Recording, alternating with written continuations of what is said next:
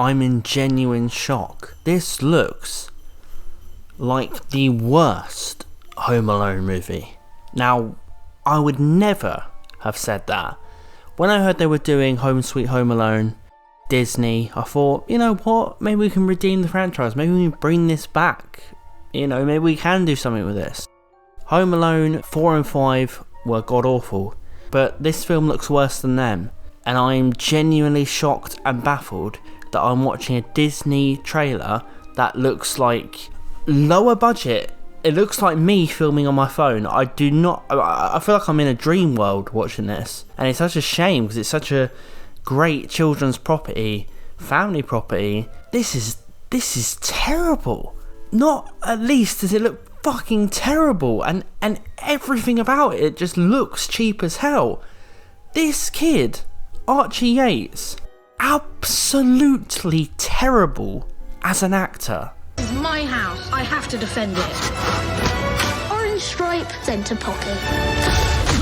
Ooh, that did not sound right. I'm still processing how bad this looks and how unlikable and annoying and frustrating that kid is.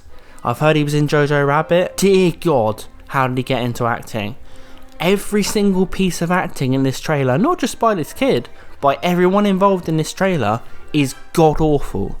This is ridiculous. It just looks like a bad version of Home Alone. At least Home Alone 4 and 5 had some differences to the plot. I mean, yes, it was rehashed. This quite literally unfolds. The trailer unfolds as the first film.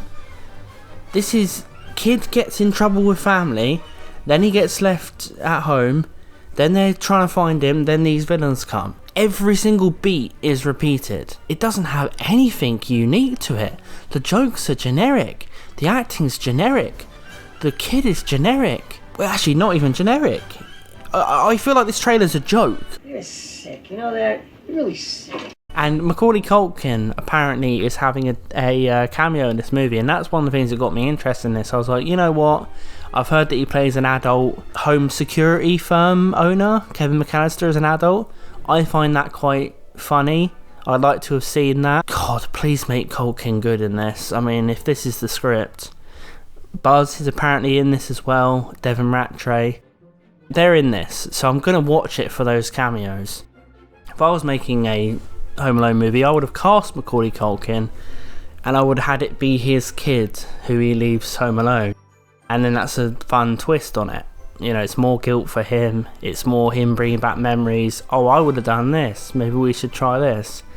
You know, and this and that would have given some creativity to it. Have Culkin be the dad in it. But no, we just do a complete and utter remake. What a troubled young man. Another annoying thing is it looks like it has cruel slapstick. What do I mean by cruel slapstick?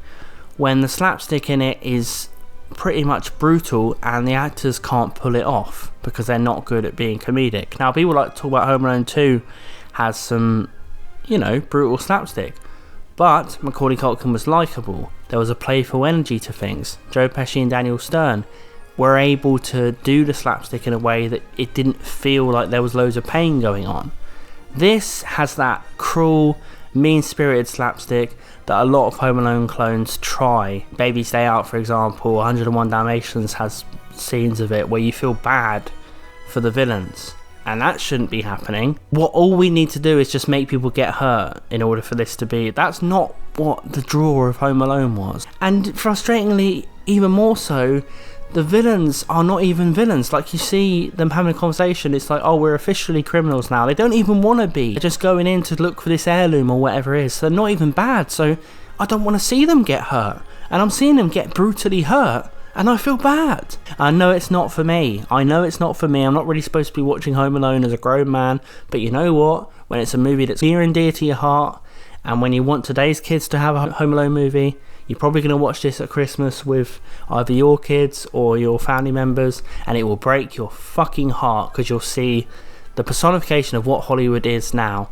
completely not understanding what made the first film work, completely reusing the beats but not doing it well, and just completely and utterly sacrificing the heart of the movie. And yes, it's a trailer, yes, but it just looks horrendous. Obviously, I'll give it a chance when I watch it, obviously. I hope so.